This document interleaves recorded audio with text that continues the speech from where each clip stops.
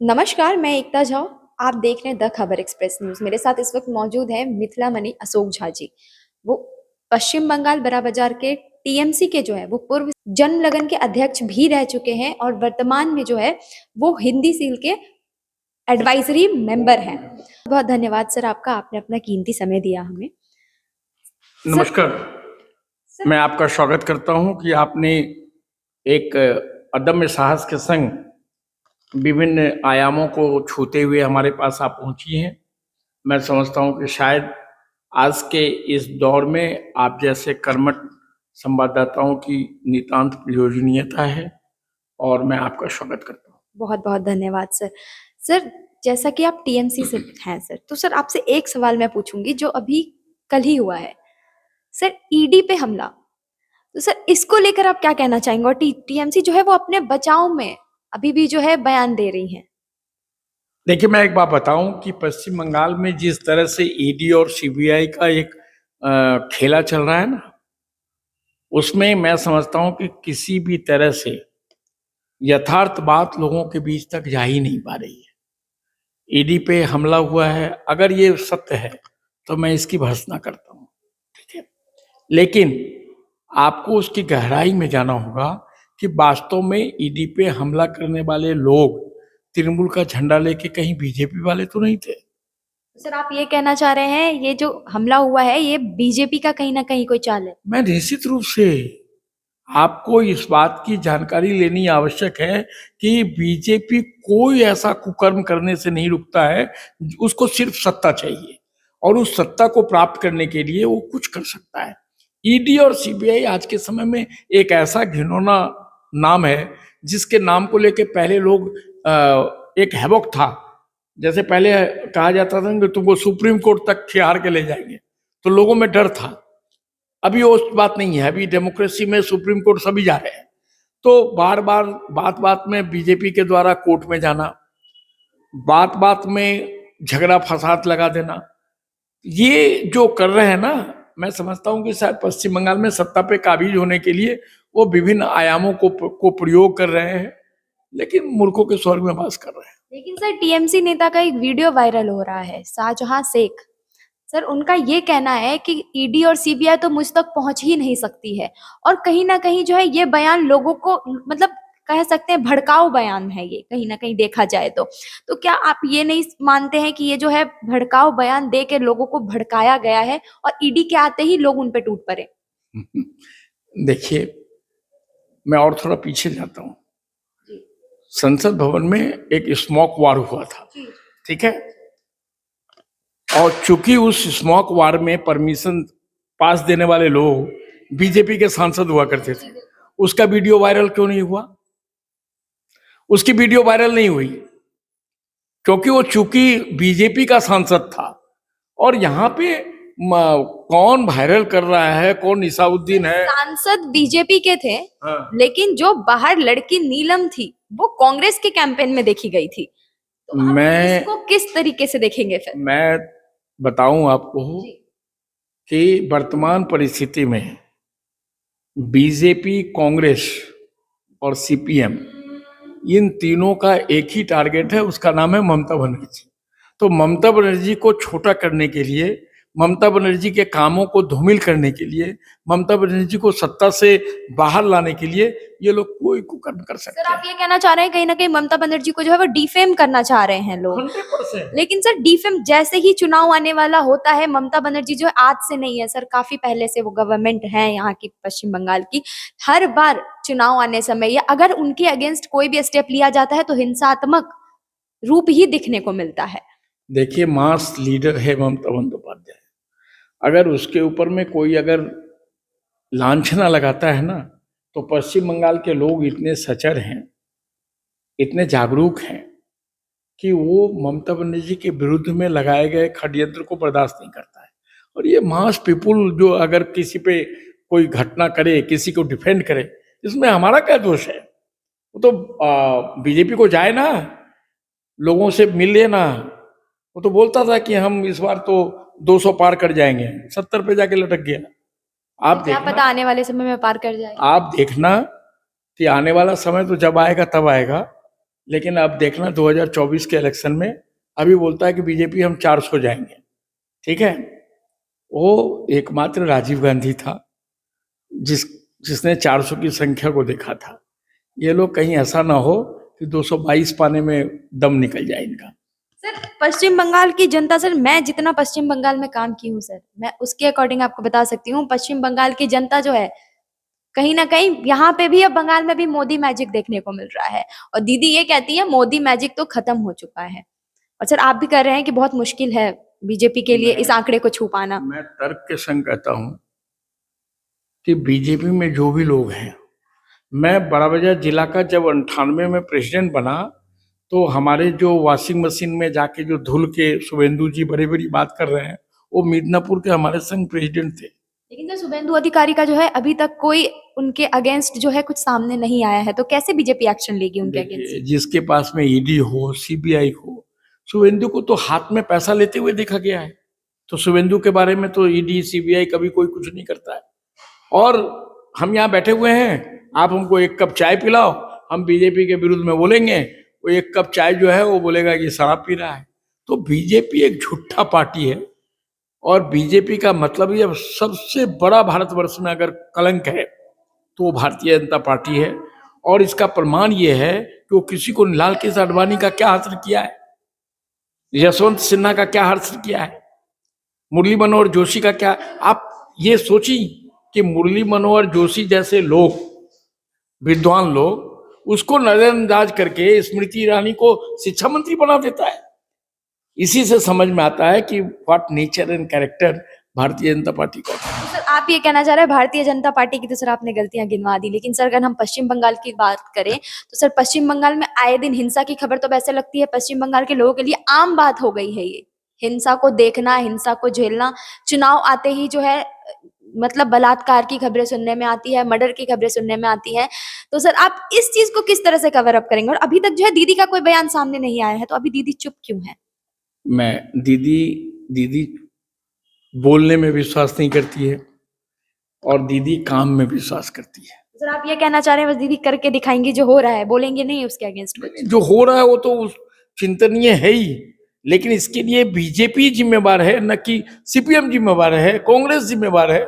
उसके बारे में कोई, ईडी जो है वो छापा मारने जा रही थी टीएमसी नेता के घर, तो यहाँ सर बीजेपी और कांग्रेस और सीपीआईएम कहाँ से आ गई?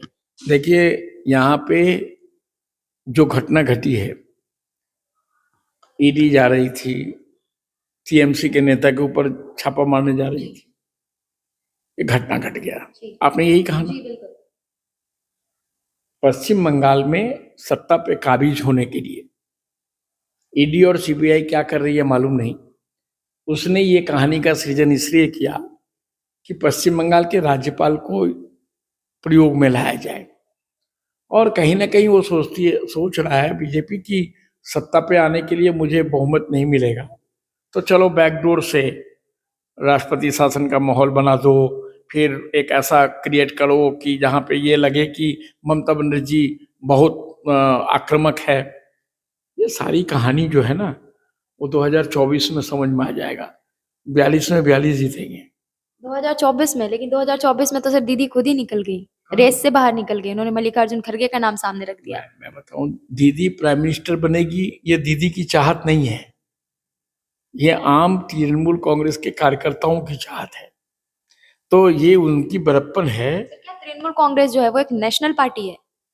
देखिए निश्चित रूप से नेशनल पार्टी है, लेकिन कानूनी दृष्टिकोण से मुझे सुनने में आया है कि इलेक्शन कमीशन ने कहा कि ये रीजनल पार्टी है। ठीक है, अब वो रीजनल हो, नेशनल हो, इंटरनेशनल हो, नेत्री सारे भारतवर्ष में अगर बीजेपी के विरोधी नेत्री के हिसाब से किसी की पहचान है वो ममता बनर्जी। सर अभी जैसा कि आपने कहा दीदी को जो है वो डिफेम किया जा रहा है, उनको झूठे केसों में फंसाया जा रहा है, उन पे आरोप लगाया जा रहा है, लेकिन दीदी भरे मंच पे चिल्ला के ये कहती हैं कि एक मोदी जी जो है वो बस मैं से डरते हैं, मोदी जी को अगर कोई टक्कर दे सकता है तो वो खुद ममता बनर्जी हैं। तो ममता बनर्जी को डर किस चीज का है? कोई चीज का डर नहीं, ये तो आर्टिफिशियल क्रिएटेड है। ज्योमेट्रिकल प्रोग्रेशन और अरिथमेटिक प्रोग्रेशन है ना साइंस में, तो ज्योमेट्रिकल प्रोग्रेशन और अरिथमेटिकल प्रोग्रेशन में डिफरेंस है। तो ममता बनर्जी इज 2 दूना 4, 4 चौक 16 है। वो अरिथमेटिकल प्रोग्रेशन नहीं है, 2 दूना 4 नहीं है। ममता बनर्जी 2 दूना 4, 4 चौका 16 है। तो कहाँ 16 और कहाँ 2, क्या बात कर रही है? तो सर अभी जो पश्चिम बंगाल में केस हुआ उस पर कुछ एक्शन लेंगी यहाँ की मुख्यमंत्री कि वो इस चीज का इंतजार करेंगी कि किया मोदी जी ने है तो मोदी जी कुछ बोलेंगे? नहीं, कानून तो 2-3 लड़कों के ऊपर में तो एफआईआर हुआ है, तो कानून जो है अपने ढंग से काम करेगा, वो चाहे जिस दल का भी हो। तृणमूल का ही अगर कल्पित है तो तृणमूल के कल्पित है तो उसको उसके ऊपर में कानूनी कार्रवाई की जाए। सर अगर तृणमूल के कल्प्रिट होंगे तो उनको सजा मिलेगी या दीदी उन्हें बचाएंगी? दीदी किसी को बचाती ही नहीं है। दीदी तभी तो सर हिंसा का मामला सामने आता है, चुनाव आता है तो तृणमूल के ही लोग पाए जाते हैं और उन्हें इस बात का डर भी नहीं होता है कि हाँ उनके ऊपर कोई एक्शन लिया जाएगा। अभी इस बार भी शायद बेखौफ हो। जब दल बड़ा होता है ना तो भारे के टट्टू भी आ जाते हैं। तो तृणमूल कांग्रेस का झंडा जो है, बड़ा बाजार में आप जाइए, 10 रुपये में झंडा मिलता है, 2 रुपये में डंडा मिलता है। तो कोई भी अगर तृणमूल का झंडा लेके अगर ईडी के ऊपर में आक्रमण करता है, इसका मतलब ये नहीं है कि वो तृणमूल का ही कार्यकर्ता है। लेकिन सर हो तो पश्चिम बंगाल में रहा है तो ब्लेम किसे किया जाएगा? देखिए, पश्चिम बंगाल में तो हम भी हैं, हम तो झा हैं, लेकिन हम गर्व के संग कहते हैं कि पश्चिम बंगाल में हम जब रह रहे हैं ना, तो बीजेपी वाले एक शब्द बोल के देखे तो एक बार भी बोला है कि हाँ ममता बनर्जी ने पश्चिम बंगाल में हिंदी विश्वविद्यालय की स्थापना की है? वो एक बार भी इस बात का चर्चा करता है कि हिंदी अकादमी की स्थापना उसने की है? वो एक बार भी इस बात का चर्चा करता है कि हिंदी भाषियों के सुविधार्थ के लिए गंगासागर मेला देखिए तो अभी स्वर्ग बन गया है? वो एक बार भी बीजेपी ममता बनर्जी के पॉजिटिव बातों को करता है क्या? नहीं करता। ममता बनर्जी तो भेदभाव करते हुए नजर आती हैं, वो तो मुसलमानों की मसीहा बनी बैठी हुई है पश्चिम बंगाल में, तो कैसे जो है कोई भी हिंदू उनके फेवर में बोलेगा? कैसे बोलेगा? मुसलमान खुद कहते हैं कि वो हमारी मसीहा है। देखिए, ये भारतवर्ष जो है ना, ये गंगा जमुना सतलज की शहर है और पश्चिम बंगाल में एक ही संग रविन्द्रनाथ टैगोर की कविताओं को पढ़ा जाता है और नजरुल के गीतों को भी गाया जाता है। लेकिन सर अभी वो रहा नहीं, अभी तो ये थ्रेट बोल सकते हैं इसको, तो थ्रेट दिया जा रहा है पश्चिम बंगाल में कि आने वाले समय में 50% लोग उर्दू बोलेंगे, आधी संख्या उर्दू बोलेगी, जो कि खुद दीदी के मिनिस्टर ने कहा है, तो ये कहाँ तक सही है? देखिए, मैं बताऊं, मैं जो दीदी के मिनिस्टर हैं वो हमसे बहुत ऊपर है। उन्होंने क्या कहा मैं उसके ऊपर प्रतिक्रिया नहीं देता हूं, लेकिन आपको याद दिलाता हूं कि लोकसभा में अगर किसी भारतीय जनता पार्टी का कोई मंत्री ये कहते हुए सुना जाता है कि रामजादा यहाँ रहेगा, हरामजादा नहीं रहेगा, इससे बड़ी विडंबना और कुछ हो सकती है क्या? मोदी जी क्यों नहीं उसको रोकते हैं? हमारे तो बहुत सारे नेता ये भी कहे कि यस, अगर शिक्षा घोटाला में कहीं काम गड़बड़ हुई है तो उसकी तदंत के लिए हम लोग उसको निष्कासित कर रहे हैं। सिर्फ शिक्षा घोटाला नहीं, शिक्षा घोटाला, राशन घोटाला, गौ तस्करी, सर कितने ऐसे केसेस है। कहाँ दीदी सामने कुछ बोल रही है? मैं सारे घोटाले की बात कर रहा हूँ। अगर घोटाले में कोई नेता यदा कदा अगर वो फंसा हुआ है तो ममता बनर्जी सिर्फ एक ही डिमांड करती है कि इसकी जड़ तक पहुंचो, पूर्वाग्रह से ग्रसित होकर किसी को तुम एक्यूज नहीं कह सकते हो।